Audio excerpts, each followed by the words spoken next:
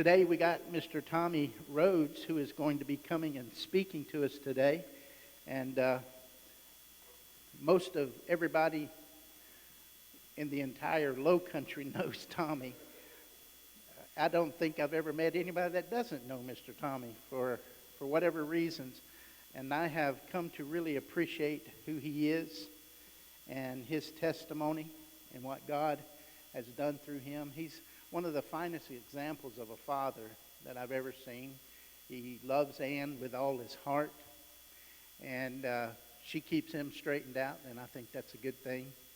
But it is an honor. And I don't know if you knew this. I didn't know this until maybe just a couple of years ago, that Tommy at once was a mayor here in Ridgeland. Did you know that? A lot of you may have known that. I didn't know that. I need to start calling you Your Honor. Is that what I need to do? But Tommy, we're so glad that you're going to come and share what God's put on your heart. You come and lead as God leads you, okay? Let's welcome Tommy.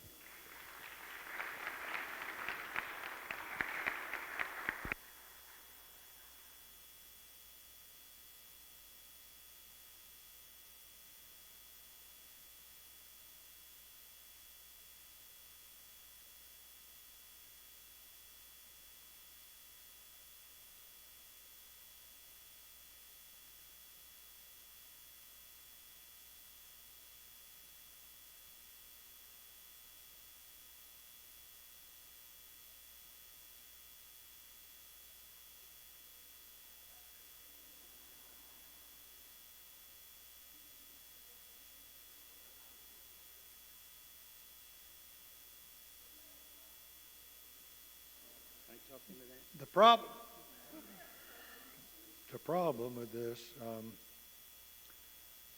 you don't have any extra larges for my ears. You put that in your pocket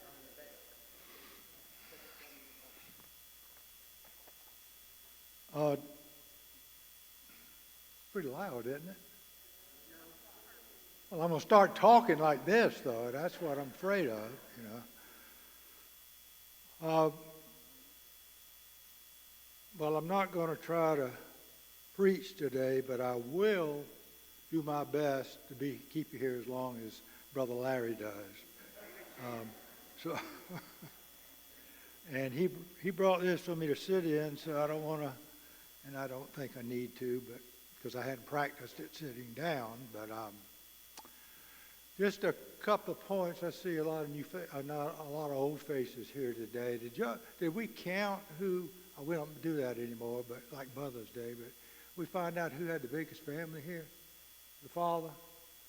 Well, I think you can tell that Milton Woods has went out and recruited his family to come today, promised them dinner or something, and he's unseated Harold, I believe. And I saw Harold. I know he's got a good many people here. I would say this, though, before I get started, and I'm serious. I wanted Brother Larry to know that I got a call from your parole officer yesterday, and I want you to know I said all good things. But it's Father's Day again, and I want to wish all the fathers happy Father's Day. Kind of awkward here. Many of us are moving on in our years, being fathers. Some have just experiencing 1 or 2 years. And I know of some that will be looking forward to being fathers around January or February. That word's out, I hope. I won't put any name. I won't hang a name on it, but I hope. That was announced in our class. But being a father takes hard work. Remember, though, in your family that you do have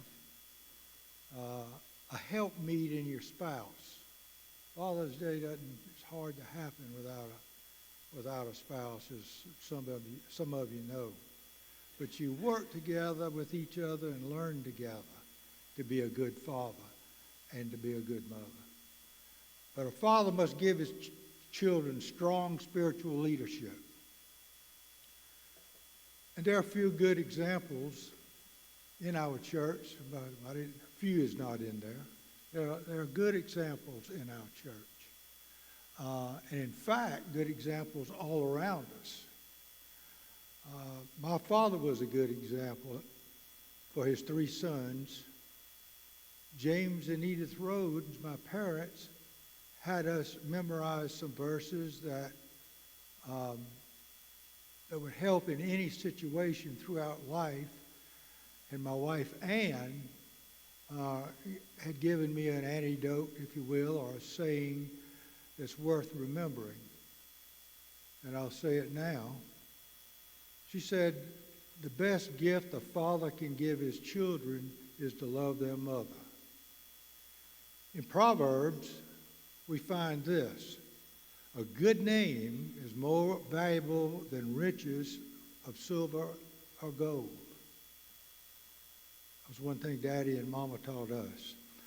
Also in Proverbs, it says to teach your children what is right and wrong, and when they're grown, they will not depart from it. I think all of us want to see our children, after we've gone, to be obedient. Had a Sunday school teacher in our church, Seth Canfield, and all he wanted to know after he was gone, he just wanted obedience to God for his children, and that was gave him peace. Quite a responsibility for all those, isn't it? But remember, with all that, remember that in John it says this, something we were taught. I can do all things through Christ who gives me strength.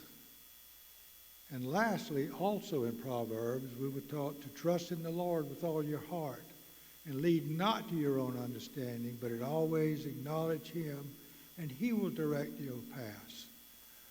That's just something good to build your fatherhood on, something to hang on to, something to recognize that there's someone there, God tells us what to do and what it should be like, and then he tells us he'll be there with us.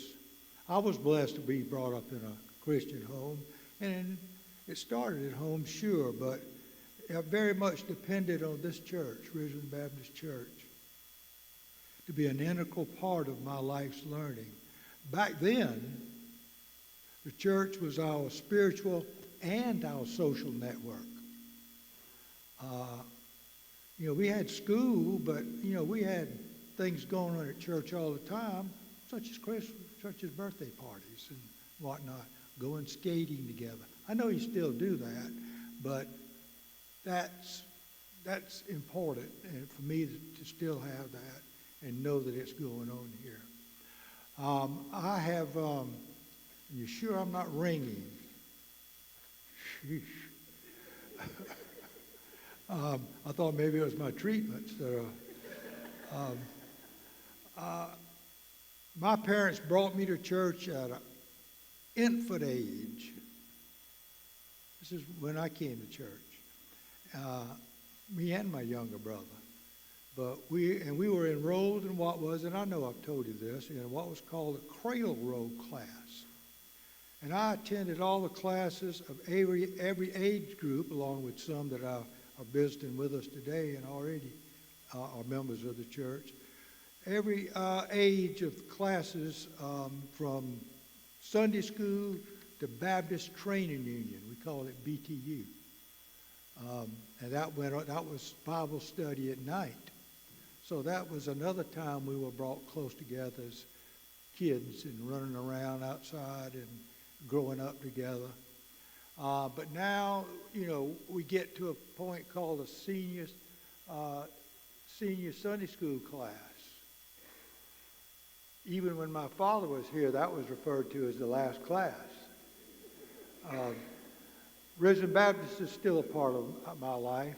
Ann, her mother Lois, both my daughters, Leslie and Lindsay, and I were baptized here. Ann and I were married here. My two daughters were married here. I'm thinking Leslie might have been the last wedding in the old church before we had the fire. My parents and Ann's parents, my brothers Jimmy and Philip, their funerals were here at Ridgeland Baptist Church. Now, I attended high school at Ridgeland, in Ridgeland. Went to Wingate College and University of South Carolina, but my days, I used to just let that go. And I didn't say I graduated, I said I attended Carolina. But those days were short-lived, and they were only brought on by my own ill-conceived priorities. And as a result, things work out for the best, I guess. I was given a free ride to Vietnam, where I spent 18 months and had room and board, plenty to eat. Of course, I was there with God's protection. All through this remaining part, I want you to know that. When I look back, God has been with me, my family. To say more times than I can remember is ridiculous. He's always been there. When I look back in every situation, he's been there. And if you'll look for him, even in the bad situations in life, you'll know that you live a blessed life. And you will if you just acknowledge it. Worship him every day in some little way. But I came back home after serving in Vietnam, and after a few banking courses that I got completed, I managed Buford Federal Savings and Loan in Ridgeland for 10 years. I left there to be executive director of the Chamber of Commerce and Development Board, and then went into the insurance business with my father, which State Farm later assigned that business to me in 1982 when Daddy retired. In 2021, I retired and sold the business after 39 years. And my father, just so you'll know, my father had owned that insurance business for 27 years prior to me. In November of 2021, my family, children, treated Ann and I with a trip to Turks and Caicos to celebrate my retirement and our 50th anniversary. And we all went. One night when we went out for dinner, and as we got into dinner and sat down, Aunt Lindsay started choking on the first bite of steak that she had put in her mouth. Y'all, that was an awful scene. I could tell something was wrong. I asked her, she was sitting across from me, I asked her if she was choking, and she said, yeah, because I could see she'd drink water, and the water would, just pour out of her mouth. And we all got up and, rushed around, her husband, me, my son-in-law, Donnie, people in the restaurant. There was a panic with family members and others in the restaurant trying to do the Heimlich maneuver on her, I guess, is what it's referred to as. I thought I was watching my daughter die right there. She was going to choke to death, and there was nothing I could do about it. Nothing. Everybody was trying. We were all praying. And I noticed her sister Leslie, at the end where she was sitting, was on her knees praying right there. She dropped her knees and began praying. But God was there also. And anything that goes on in my life that doesn't work out so good, I have to remember in the final analysis, but God was there. And so an angel disguised as a nurse on vacation just came up out of the crowd in the restaurant. And I had them, and I was barking at people in the restaurant, I mean, I was really a wreck, but I looked over, waiters and waitresses were standing there. I told them to get moving, find somebody in a loud way.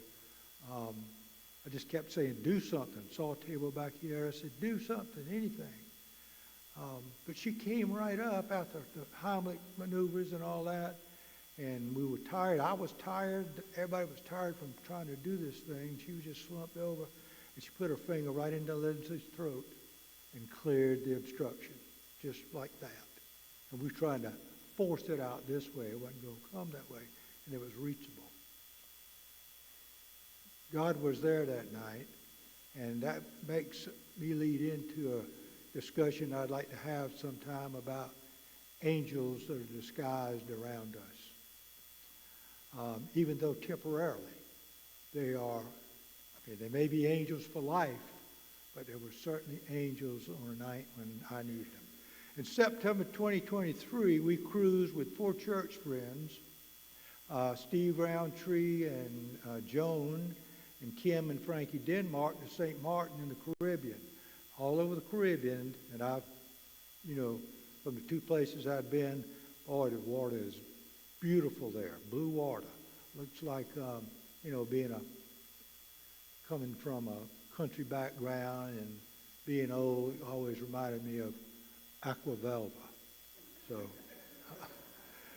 after having dinner one night, and I want to try to just tell you a little bit about it, because this is where God was. It's important. But after dinner one night, we had left port and we were heading back towards the U.S. And we had been delayed at the dock, unbeknownst to me, really.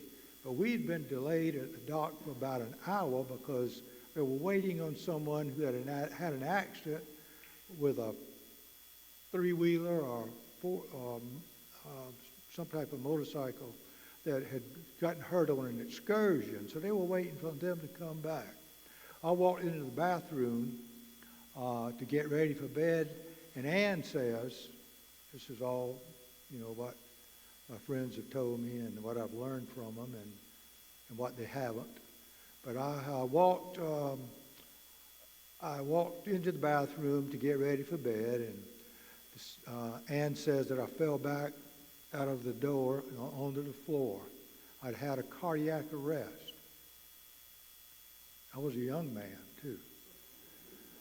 Unconscious on the floor, Ann ran into the hall screaming for help, and immediately she says the stewards were there on that floor.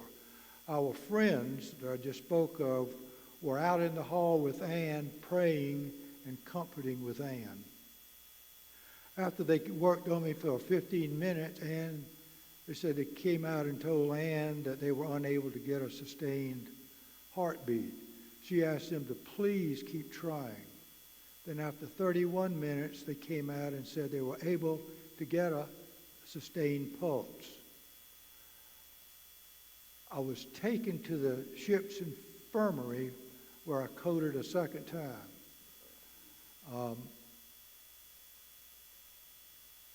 When the ship was out, as I said, headed home, and this hour delay kept the ship from going any further than where they were in the water. It was quicker to make a turn and come back. If we had not been delayed, we'd have been further out on the path home, and there'd have been a longer delay. But God had other ideas. So they had turned and were coming back. Another little thing here is my daughters had already been, and I may say this over, but Ann had already called my 2 daughters. And Lindsay, my youngest, was tracking the cruise on her phone,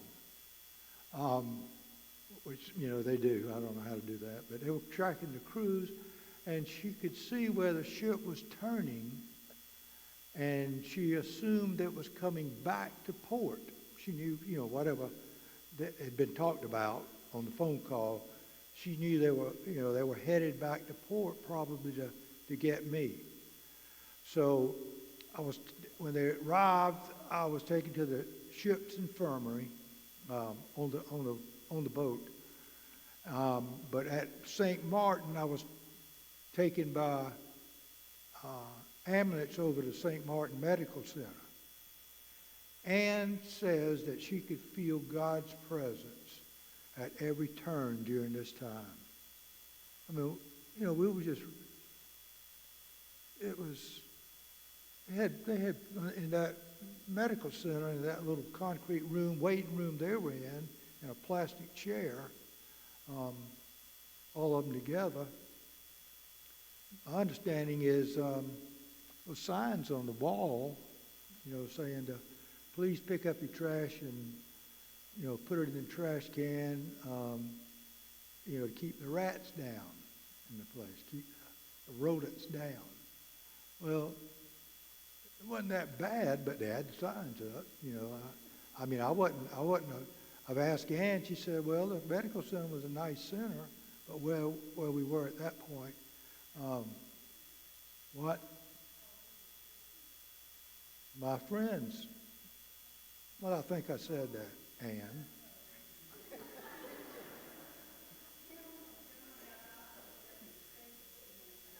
All right, in St. Martin, Kim and Joan got off the ship and stayed with them in St. Martin. I think that was further down. But and I'll say later where Steve and Frankie went. Kim didn't feel that the medical center was equipped to handle my needs, and they were all discussing getting me out of there somehow and what could be done. The lady cardiologist, and she was from another country. She could have been, I don't know if she was English, but she could have been Dutch because that's a Dutch province. But she had an accent, and I didn't meet her, but I have since texted with her a couple of times. She was on duty at the time. Her name was Dr. Birdlake, and she was a Christian. And she agreed that we needed to be looking at that. Ann had already notified my daughters, and they were in the air almost immediately, leaving on different flights from different locations. And again, by the grace of God, they arrived there both at the same, landed in St. Martin at almost the same time. In fact, running into each other at the gate. Meanwhile, I had been taken by ambulance from the ship to the med center. Must have been, Ann was interrupting me then. My daughters, Kim and Frankie, and my son-in-law, Donnie, who was back in Charlotte, began working on getting me out of the U.S. Getting me out to the U.S. But then I couldn't get released to go to my home country without being accepted by a home hospital. Frankie Denmark knew the CEO at Memorial. He had been on the board down maybe in Coastal Medical when this gentleman was there before he was moved to take over at Memorial. But he knew the CEO there, and after calling him, the arrangements were made for me to take me to Memorial. A jet ambulance came out of Orlando, and I and Ann, I was on the gurney, but Ann and Leslie and two staff members headed back to Savannah.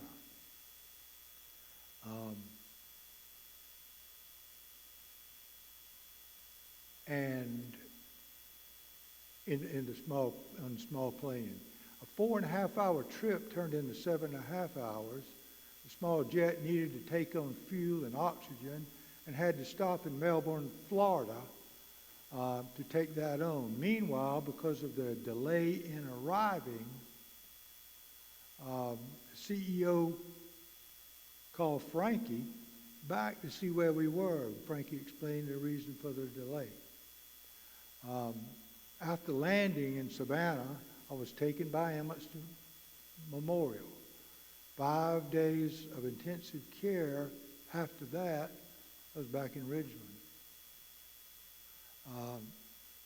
Joan and Kim and Lindsay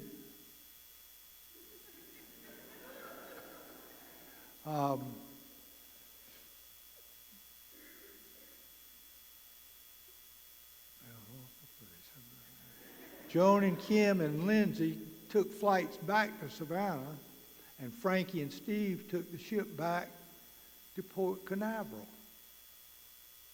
Now, from my understanding, the reason they did that on the ship was because Steve was not wanting to miss a lobster dinner. And I had heard him talking about that. You know, we'd have a lobster dinner. And so he apparently didn't want to, miss that after he'd already paid for it.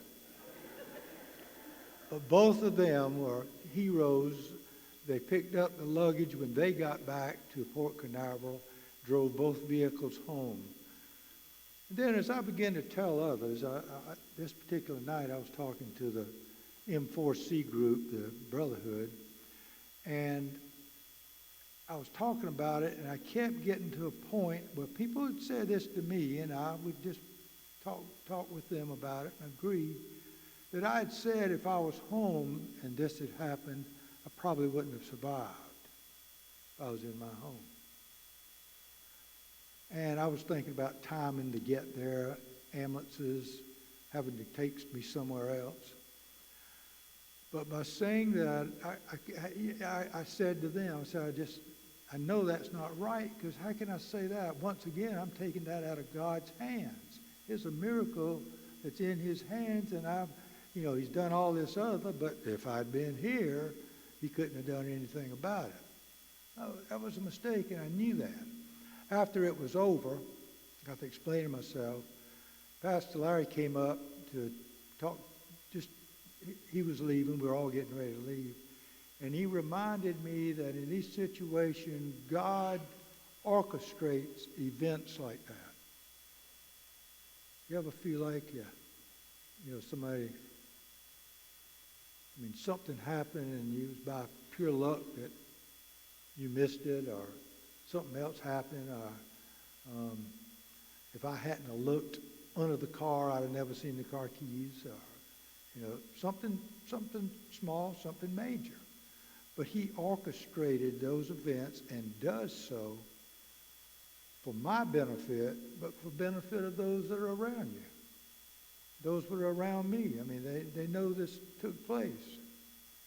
I have said earlier, we were traveling with angels, and on this day, and I told them all this, that we ought to discuss this, but I had angels on that cruise that were disguised as my good friends. We now have a special bond that can't be explained, but is strongly felt by Ann and I. And all I can say is, to God be all the glory, for he is good. So, with that good news in mind, on February 17th, I tripped and hit my head on our deck. And it was an extremely hard lick up in here. And as I laid, the first thing I said was, oh my God. I don't know what I saw in my eyes, but I hit it extremely hard. And I said, oh my God. And then immediately I said, thank you, God, for saving me again. Just that quick. The next day I decided to go see Dr. Etheridge and have her look at it, but she said, Tommy, you're on those blood thinners, and you need to be taken and get a CT scan down in Hardyville. She made the arrangements, and me and Ann drove down there, and they took the CT scan, came in and said, well, we see some things we don't like on that. We want to get an MRI. And I said, well, what do you see? And they said, it looks like you've got tumors in your brain. And they said, what we'd like to do, we could do an MRI here, but we would rather send you on to Savannah to have an MRI done. And so I said, well, how would we do that? And they said, well, we would send you by ambulance and send you into Memorial there in Savannah. And I didn't agree with that. I said, I drove here. I had no symptoms, one at all, none at all, nothing. But I didn't agree with it. But then they said, well, we are concerned about seizures while you're driving. Well, then I said, well, it'd be ridiculous. I'm in the insurance business.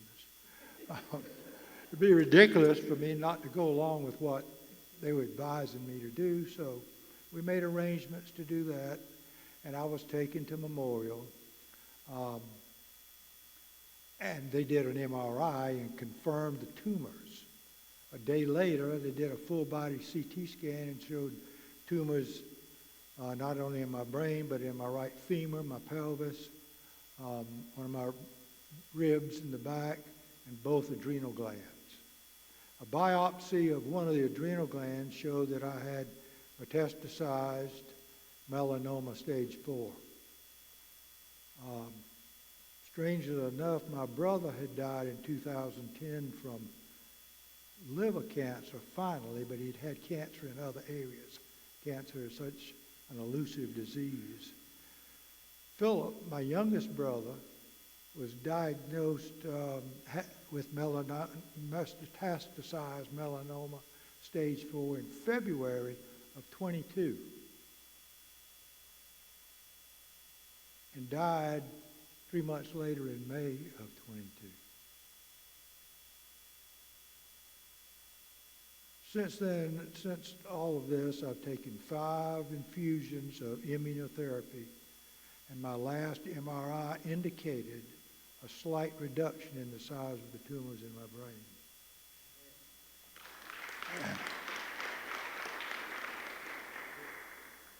Of course, to God be the glory. I will now begin infusions starting next Tuesday, and for the next 5 weeks, I'll get an infusion of this immunotherapy. And then they will do another full body scan, which they don't do when they did this. Why wouldn't they just look at your whole body? But anyway, they looked at my brain, and then I waited 5 weeks. And so then they set me up for the CT scan and to take a look at the other tumors that were in my body and see what they look like. So again, thanks be to God for his many blessings upon me and my entire family and upon everyone here that's within the sound of my voice. And I also thank all the believers here and in the other churches that have prayed for me constantly while I've been sick. All through my life, I've had this. This church has just been a good church of good believers. And this is what we call the new church. But all of my life, this has been a church, a caring church. A Sunday school teacher, Jeff, said a praying church this morning. God is worthy of all our worship, morning, noon, and night. He's with us morning, noon, and night.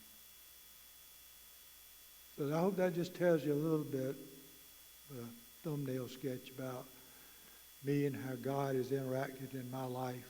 And there's been other things with my daughters, hemorrhaging at birth, the grandchildren, all through that. But God has been there, and I want you fathers to know that, particularly you new fathers and the proposed fathers. Start early with God in your life. Start early being a father. Don't turn it over to somebody else to be there, which they've got to be, to nurture. That father's got to be there too. And if you haven't done that, you can start today. It's never too late to get right with your life and with the Lord. Not saying you're not right with the Lord because you haven't taken time with your family, but do those things that are good for you. Thank you and happy Father's Day.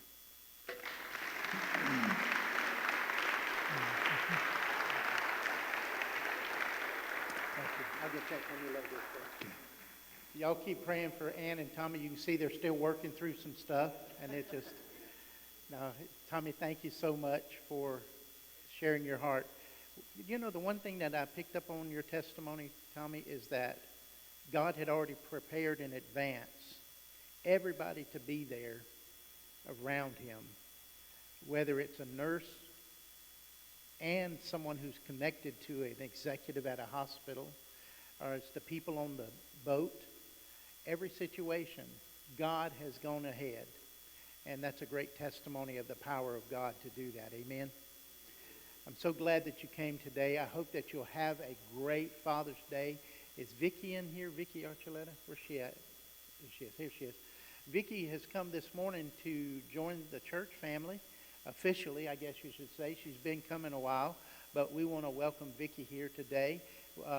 For those of you who are Ridgeland folks, what's your pleasure concerning her? If you would like to receive her into the family, would you please say amen?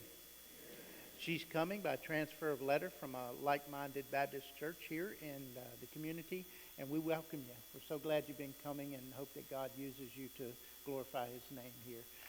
So welcome. I'm going to ask you guys, if you would, before you leave, come by and make her feel welcome. Hug her around the neck, put her in a headlock, whatever you feel you need to do. Just love on her a little bit, okay? Thank you for coming. Let's stand together and dismiss in prayer and just ask God's blessings on us as we dismiss.